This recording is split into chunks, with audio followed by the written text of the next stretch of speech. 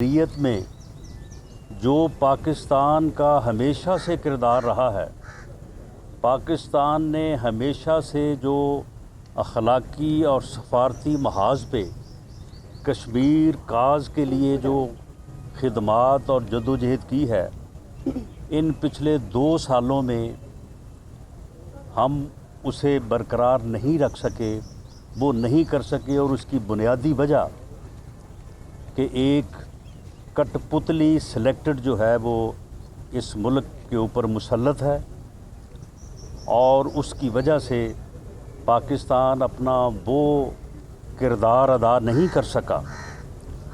اور ہمیں یہ بات کرتے ہوئے انتہائی افسوس کے ساتھ جو ہے، انتہائی شرمندگی کے ساتھ یہ دیکھنا پڑتا ہے کہ ایک قرارداد نہیں پاس کروا سکے ہم اس ظلم کے خلاف۔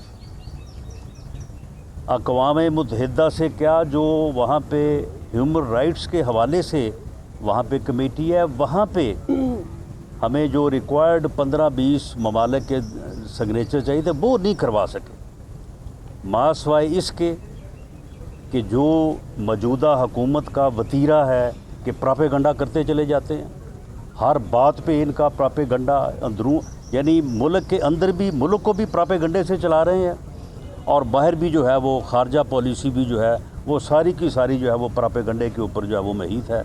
اور اس لیے ہم کشمیر کے اپنے بھائیوں سے جو ہے وہ اس بات پہ شرمندہ بھی ہیں، اور ہم ان کے ساتھ اظہار یکجہتی کرتے ہیں۔ ہم نہ صرف اللہ سے دعا گو ہیں، بلکہ ہماری یہ بھرپور تمنا ہے، ہماری یہ خواہش ہے کہ ہم اپنے کشمیری بھائیوں کے ساتھ ان کی جدوجہد آزادی میں جو ہے وہ اپنا بھرپور کردار ادا کریں، اور اللہ تعالیٰ کشمیر کو آزاد کرے، اور کشمیر کے مظلوموں کی اور کشمیر کے شہداء کی جو قربانیاں ہیں وہ رنگ لائیں۔ اس کے ساتھ ہی آج آپ کے سامنے ہے کہ ہم اپنے پارٹی سیکریٹریٹ کہ باہر جو ہے وہ ہم یہ پریس کانفرنس کر رہے ہیں۔ یعنی کووڈ جو ہے، اس سے انہوں نے ہر طرح کا پراپیگنڈا کیا ہے۔ لاک ڈاؤن جو ہے، پوری دنیا اس بات کی گواہ ہے کہ یا یہ ہوتا ہے یا نہیں ہوتا۔ یورپی ممالک میں جب انہوں نے لاک ڈاؤن کیا تو آپ کے علم میں ہے کہ وہ لاک ڈاؤن جو ہے وہ کتنا مؤثر تھا۔ اس طرح کا لاک ڈاؤن پاکستان میں یہ نہیں کر سکے، کبھی بھی نہیں کر سکے۔ یہ آپ نے بھی اس چیز کو جو ہے وہ کیمرے کی آنکھ سے دیکھا بھی اور دکھایا بھی۔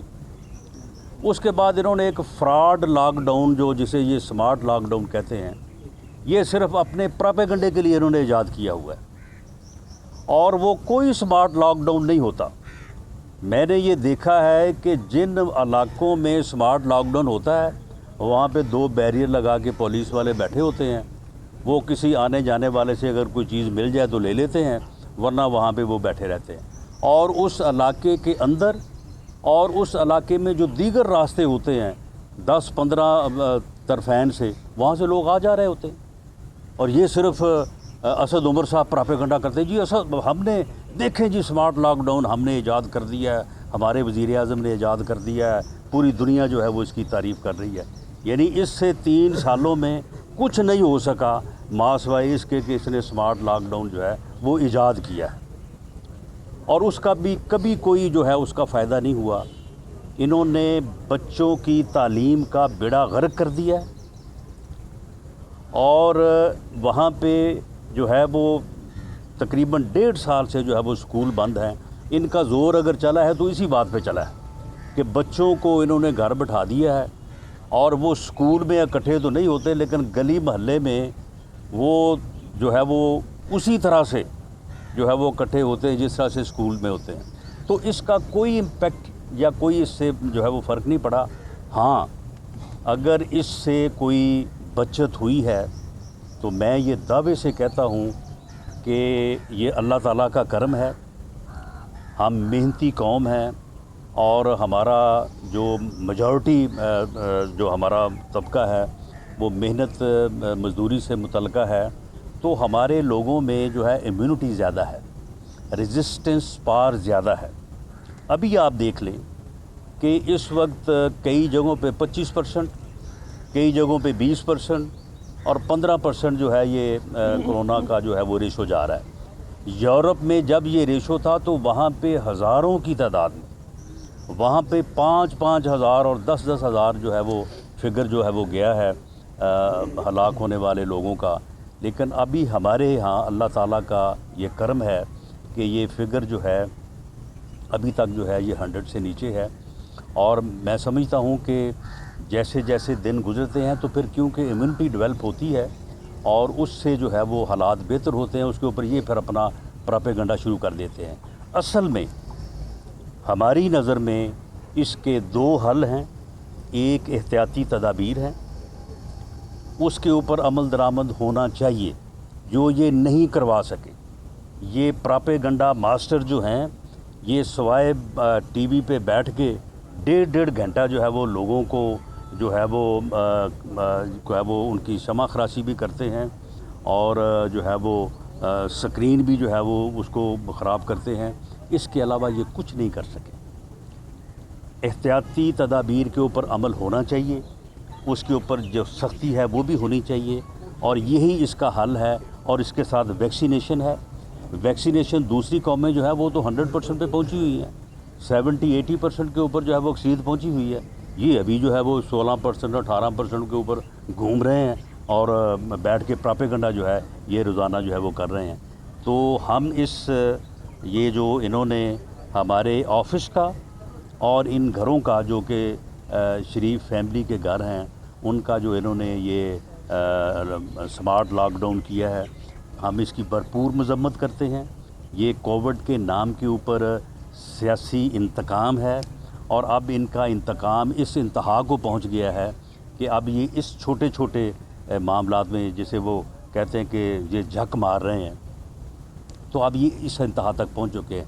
ये जो तमाम घर हैं, इन घरों के तमाम ये तारड़ साहब के पास मौजूद हैं।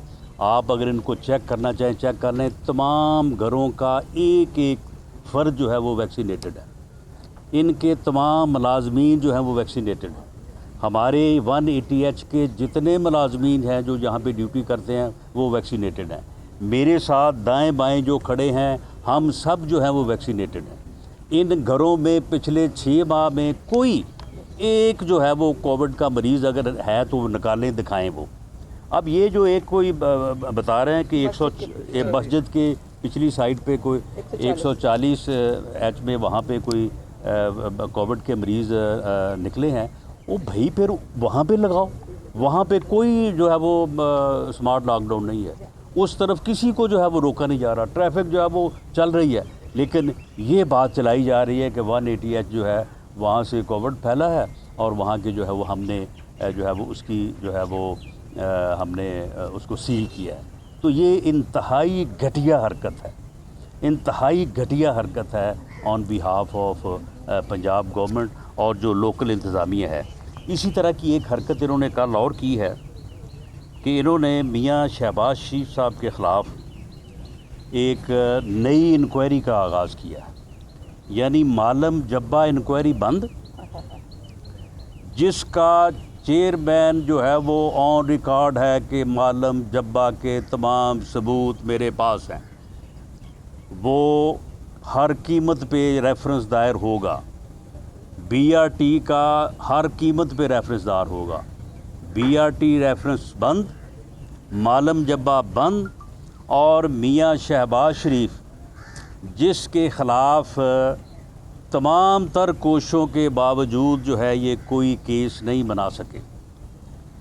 ये वज़रा जो हैं ये जब आते हैं यानी टीवी पे कैमरों के सामने आते हैं, वो पिंडी के शैतान जो हैं वो बड़ा जो है वो लच्छेदार जो है वो बकवास करते हैं और बाकी लोग भी घटिया तरीन गुफ्तगू करते हैं और कहते हैं कि जी अरबों रुपया, जी करोड़ों रुपया, जी अरबों रुपया। मियाँ शहबाज शरीफ के ख़िलाफ़ 1 रुपए की भी रिकवरी या करप्शन का केस नहीं है। ये मैं दावे से कहता हूँ। अगर पिंडी के शैतान या जेलम के डब्बू के पास कोई सबूत है तो आए मुझे चैलेंज करें। میرے ساتھ مناظرہ کر لیں، میرے ساتھ جس چینل پہ کہتے ہیں آگے بیٹھ جائیں، وہ جو ثابت کریں کہ ان کے خلاف 1 روپے کا کرپشن کا الزام ہے۔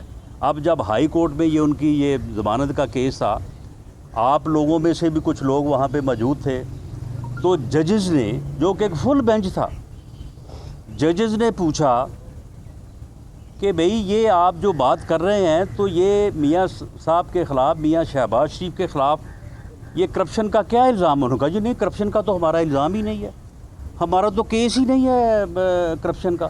تو انہوں نے کہا جی پھر آپ کا کیس کیا ہے؟ ہمارا کیس یہ ہے کہ جی وہ جو ٹیلی گرافک ٹرانسفرز ہیں وہ ہوئی ہیں۔ تو انہوں نے کہا کہ ہاں اچھا چلیں بتائیں، یہ جو آپ یہ ٹیلی گرافک ٹرانسفر ٹی ٹی کہتے ہیں کتنی ہوئی ہیں میاں شہباز شریف کے اکاؤنٹ میں؟ کہتے نہیں جی ان کے اکاؤنٹ میں نہیں ہوئی، وہ ان کی فیملی کے دیگر لوگوں کے اکاؤنٹ میں ہوئی۔ تو یہ ان کے کیس کی جو ہے وہ نوعیت ہے۔ اسی طرح میاں نواز شریف کے خلاف بھی کوئی ریکوری کا کیس نہیں ہے۔ یہاں پہ یہ جو ہے وہ گفتگو کرتے رہیں کہ جی اتنے ہزار ارب کی کرپشن۔ میاں نواز شریف کے خلاف جن کیسز میں بابا رحمتے کے جو ہے وہ کے آسرے پہ، اب آپ دیکھیں کہ جس ملک میں اتنے اعلیٰ عہدوں پہ اتنے گھٹیا لوگ جو ہیں وہ براجما رہے ہوں، پھر ان ملکوں کا اور ان قوموں کا پھر کیا حال ہوتا ہے۔ تو ان کی وساست سے، ان کی مدد سے جو انہوں نے ان کو سزا دلائی ہے، وہ صرف جو ہے ایون فیلڈ جو ان کے ہیں اپنا فلیٹس، ان میں ان کا یہ موقف ہے کہ یہ میرے نہیں ہیں، یہ حسین نواز صاحب کے نام ہے، یہ ان کی ملکیت ہے، یہ کہتے ہیں یہ آپ کی ملکیت ہے۔ یہ کیس ہے جس میں سزا دلائی گئی، جس سزا کے متعلق ارشد ملک نے کہا کہ نہ کوئی ثبوت ہے، نہ کوئی ایویڈنس ہے۔ یہ مجھے انہوں نے باقاعدہ نام لیا بابا رحمتے کا اور سپریم کورٹ کے ایک معزز جج کا، کہ جی انہوں نے مجھے کہا کہ جی 14 سال سزا دیں۔ میں نے تو پھر میاں صاحب ایک میں سزا دی ہے 7 سال، ایک میں آپ کو جو ہے وہ بری کر دیا ہے، کیسوں میں تو ہے کچھ نہیں۔ تو یہ کیسز ہیں۔ اب اس کے بعد جب وہاں سے اب 3 سالوں میں نہ کوئی کیس باقی رہا ہے، نہ کوئی جو ہے وہ ان کے پاس کوئی انکوائری باقی رہی ہے، اور حالت یہ ہے کہ شہزاد اکبر صاحب یہ فرماتے ہیں کہ جی دیکھیں ابھی صرف بیل ہوئی ہے، صرف بیل کی بات ہے، بیل سے کیس تو بری نہیں ہوتا ہو۔ بھائی بیل میں جب آبزرویشنز آتی ہیں تو اس سے کیس کی فیٹ جو ہے وہ ڈیسائیڈ ہو جاتی ہے۔ جب آپ نے یہ کہہ دیا کہ آپ کا کرپشن کا کیس ہی نہیں ہے، تو پھر اس کیس میں رہ کیا گیا؟ جب آپ نے یہ کہہ دیا اور ریکارڈ ہے کہ کوئی ٹی ٹی جو ہے وہ شہباز شریف کے اکاؤنٹ میں آئی نہیں ہے، تو پھر کیس کی جو ہے وہ فیٹ جو ہے وہ ڈیسائیڈڈ ہو گئی۔ اسی طرح کے جو ہے وہ ان کے جو ہے وہ باقی کیسز ہیں۔ مجھے انہوں نے میرے خلاف کیس بنایا کہ میں ایک بین الاقوامی گروہ جو کہ ڈرگز جو ہے وہ سمگلنگ کرتا ہے، میں اس کی سربراہی کرتا ہوں، سرپرستی کرتا ہوں۔ وہ 2 سالوں میں اس گروہ میں سے کوئی ایک آدمی تو آپ نے پکڑا نہیں ہے۔ تو پھر بات یہ ہے کہ پھر کیس کی سمجھ آ جاتی ہے نا، بیل سٹیج پہ سمجھ آ جاتی ہے، بلکہ جو ہے وہ فرد جرم لگنے کی سٹیج پہ سمجھ آتی ہے کہ کیس کی جو ہے وہ فیٹ کیا ہوگی۔ تو اب اس طرح کے جب یہ ناکام ہو چکے ہیں، تو اب جناب یہ صرف پریشر بلڈ کرنے کے لیے یہ جو ہے مزید انکوائریز کا سہارا لے رہے ہیں۔ اب سہانرہ پارک جو ہے یہ بہاولپور ڈویژن میں، یہ ایک پارک جو ہے بلکہ فارسٹ ہے۔ جب اس پارک کو ڈیولپ کیا گیا اور اس کی ڈیولپمنٹ کی وجہ سے جن لوگوں کے وہاں پہ گھر آئے، جب اس کی ایکسٹینشن ہوئی تو وہاں پہ جو لوگ قابض تھے، جو غریب لوگ قابض تھے، جو غریب کسان وہاں پہ تھے، ان کی طرف سے درخواستیں آئیں کہ جی ہم غریب لوگ ہیں، ہم یہاں پہ 200 سال سے بیٹھے ہیں، تو جناب ٹھیک ہے سہانرہ پارک جو ہے یہ ڈیولپ ہونا چاہیے، اس کی ایکسٹینشن بھی ہونی چاہیے، یہ بڑی ضرورت ہے ان چیزوں کی، لیکن ہم غریب لوگ ہیں، ہمارا اس میں کیا قصور ہے، ہمیں متبادل زمین دی جائے۔ اس کے اوپر وزیر اعلیٰ پنجاب نے متعلقہ محکموں سے کہا کہ وہ اس چیز کو دیکھیں۔ ایک باقاعدہ سمری تیار ہوئی، وہ समरी जो है वो रेवेन्यू डिपार्टमेंट से इनिशिएट हुई, उसके बाद वो फाइनेंस डिपार्टमेंट में गई, और फाइनेंस डिपार्टमेंट में सेक्रेटरी फाइनेंस कौन थे उस वक्त? तारक बाजवा साहब, जो बाद में गवर्नर स्टेट बैंक भी रहे हैं। यानी इतने जो है वो यानी नीट क्लीन और कैरियर ऑफिसर्स। उसके बाद वो फिर जो है वो लॉ डिपार्टमेंट में गई। अबू अल हसन नजवी साहब बड़े जो है वो काबल जो है वो सेक्रेटरी लॉ थे। रेवेन्यू डिपार्टमेंट में गई, SMBR में गई, तमाम डिपार्टमेंट्स में जो है उसको देखा गया, और उसके बाद रिकमेंड किया गया कि इन लोगों को, ये लोग डिज़र्व करते हैं, ये लोग, इनका हक बनता है, इन लोगों को जो है वो ज़मीन जो है वो लीज़ पे जो है वो दी जाए। अब उसके बाद वो गई चीफ़ सेक्रेटरी साहब के पास। नासिर सईद खोसा साहब चीफ़ सेक्रेटरी थे। मैं बड़े दावे से कहता हूँ कि उनकी जो रिप्यूट है, मुझे उसको जो है वो बताने की ज़रूरत नहीं है, लेकिन 3.5 साल उन्होंने हमारे साथ जो है वो काम किया। इनके साथ कोई आदमी 3.5 महीने काम नहीं कर सकता। कोई कैरियर ऑफिसर, कोई इंडिपेंडेंट ऑफिसर, कोई सही काम करने वाला बंदा इनके साथ 3.5 महीने से ज़्यादा काम नहीं कर सकता। हमारे साथ ऐसे लोगों ने जिनकी इंटेग्रिटी जो है उसको, उसकी दुनिया गवाही देती है, उन लोगों ने 3-3 साल और 3.5 साल जो है वो काम किया। उनकी रिकमेंडेशन के ऊपर जो है ये चीफ़ मिनिस्टर साहब ने जो है वो कोई फ़ैसला नहीं किया। उन्होंने डिपार्टमेंट की रिकमेंडेशन से जो है वो एग्री किया। इन्होंने ये केस आज से कोई तकरीबन 2 साल पहले, 1.5 साल पहले उठाया। मई 2020 में इसका जो है वो जवाब दाखिल कर दिया गया, हमारी तरफ से भी और मुतलका सेक्रेटरी साहबान की तरफ से भी। उसके बाद ये ठप हो गया। अब जब हर तरफ से ये फारग हो गए हैं, तो अब जो है, अब इनको ये इंक्वायरी भी याद आ गई है, और अब इस इंक्वायरी को जो है वो दोबारा शुरू किया है, जो कि मेलाफाइडी है, बदनीयती पे मबनी है, और ये एक इंतकामी एहतसाब है, ये कोई एहतसाब नहीं है। और जो चेयरमैन नैब हैं, वो जिस तरह से इनके हाथों में यरगमाल हो रहे हैं, यरगमाल बने हुए हैं, मैं समझता हूँ कि उन्हें ये चाहिए कि वो कुछ ना कुछ जो है वो ख्याल करें, और इनके हाथों में जो है वो, ये शायद उनको एक्सटेंशन का कुछ चक्कर चुक्कर दे रहे हैं मेरा ख्याल है, लेकिन एक्सटेंशन ना उस लॉ में है, ना वो हो सकती है।